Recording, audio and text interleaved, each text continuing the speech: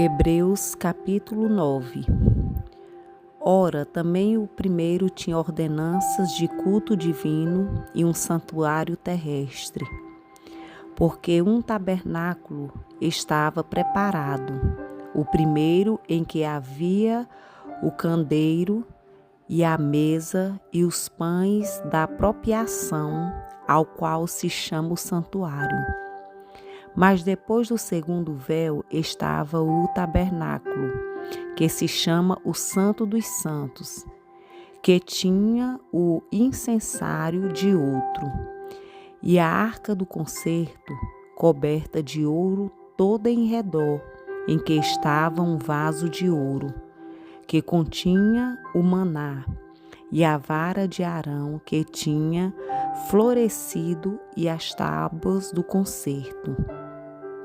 E sobre a arca, os querubins da glória, que faziam sombra no propiciatório, das quais coisas não falaremos agora particularmente.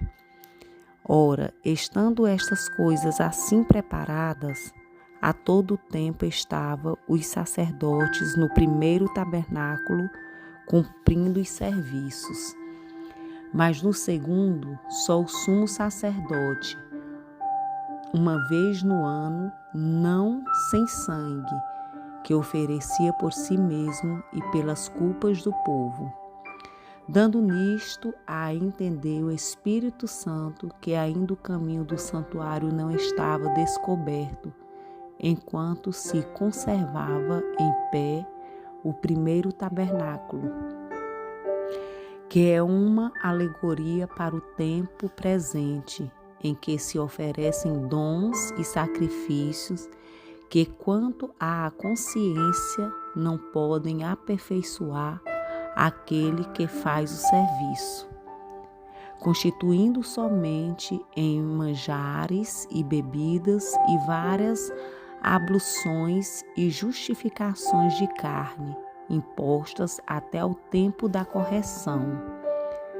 Mas vindo Cristo, o sumo sacerdote dos bens futuros, por um maior e mais perfeito tabernáculo, não feito por mãos, isto é, não desta criação, nem por sangue de bodes e bezerros, mas por seu próprio sangue, entrou uma vez no santuário, havendo efetuado uma eterna redenção.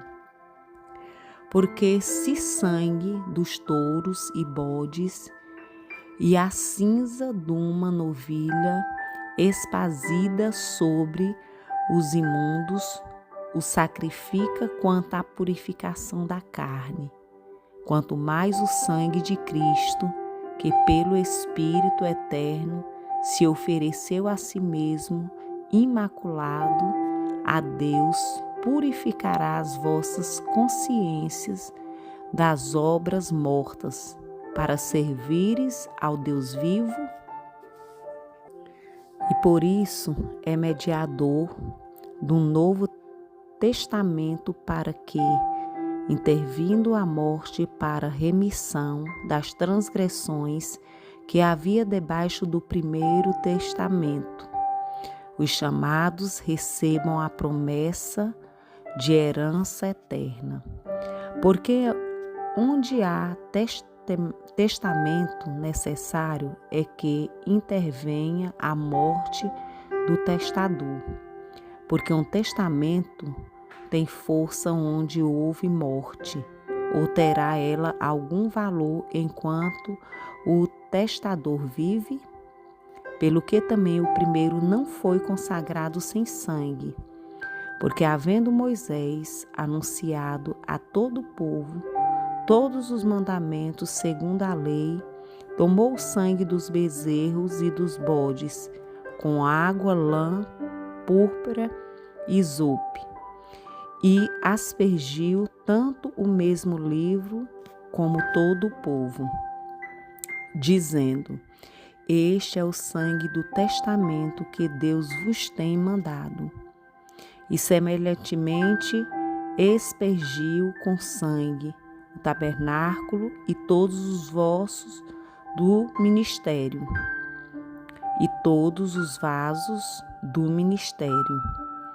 E quase todas as coisas, segundo a lei, se purificam com sangue, e sem derramamento de sangue não há remissão. De sorte que era bem necessário que as figuras das coisas que estão no céu assim se purificassem, mas as próprias coisas celestiais com sacrifícios melhores do que estes. Porque Cristo não entrou num santuário feito por mãos, figura de verdadeiro, porém no mesmo céu, para agora comparecer por nós perante a face de Deus. Nem também para si mesmo se oferecer muitas vezes como sumo sacerdote. Cada ano entra no santuário com sangue alheio. Doutra maneira, necessário lhe fora padecer muitas vezes desde a fundação do mundo, mas agora, na consumação dos séculos, uma vez se manifestou, por aniquilar o pecado pelo sacrifício de si mesmo. E como aos homens está ordenado morrerem uma vez